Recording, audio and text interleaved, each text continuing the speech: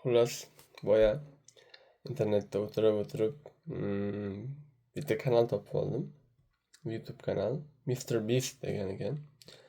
Bilmadim qayerdan ko'rib qoldim, lekin qarasam, keyin yaxshilab bir qarasam, YouTube'dagi eng ko'p obunachilari bor kanal ekan.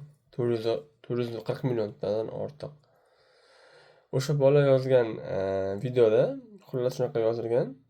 Men degan 10 yildan keyin o'sha payt 10 yil oldin 8 mingta obunachisi bo'lgan.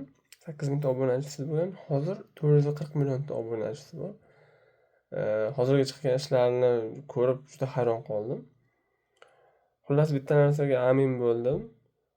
Agar inson bitta ishga fokus qaratib, doimiy ravishda o'sha ishda shug'ullansa, katta natijaga erishar ekanda.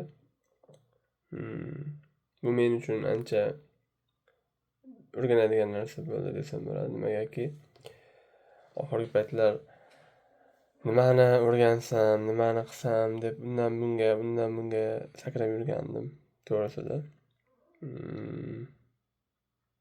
Olib qarasam, o'sha bola yoshi jihatdan men bilan teng ekan, 98-yil bola ekan. Endi uni hozir qilgan ishini hozirgacha deylik, topgan puli, deylik, net worth'ini ko'ryapman. Juda katta summada YouTube'da ishlab topgan. Men hozir bu yerda gapni pulga yo nimaga bog'lamoqchi emasman. Prosta qilgan ishi shunchaki doimiy ravishda qilib kelgan YouTube'da. Boshida hech kim unga ishonmagan, juda bir ustidan kulib nima qilgan.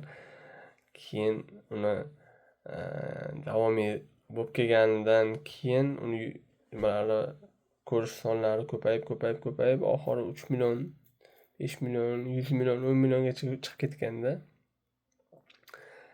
prosmotrlarni aytmoqchiman. Hozir endi 440 millionta obunachisi bor. Juda bir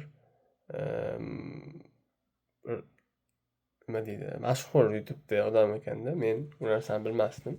Keyin ko'rib, surishtirib, o'qib ko'rdim. Xullas, bitta narsani orqasidan bo'lish kerak ekan. Yaqinda ham bir kitob eshitib qoldim, audio kitobda. Find your passion emas, ya'ni o'zingni yoqtirgan ishingni qidirish emas, bitta ishda ko'proq ishlashing senga o'sha ishda ustasi bo'lishingga yordam beradi degan mazmunda kitob edi. O'zim uchun xulosa oldim. Bir ishda ko'proq ishlashim kerak ekan.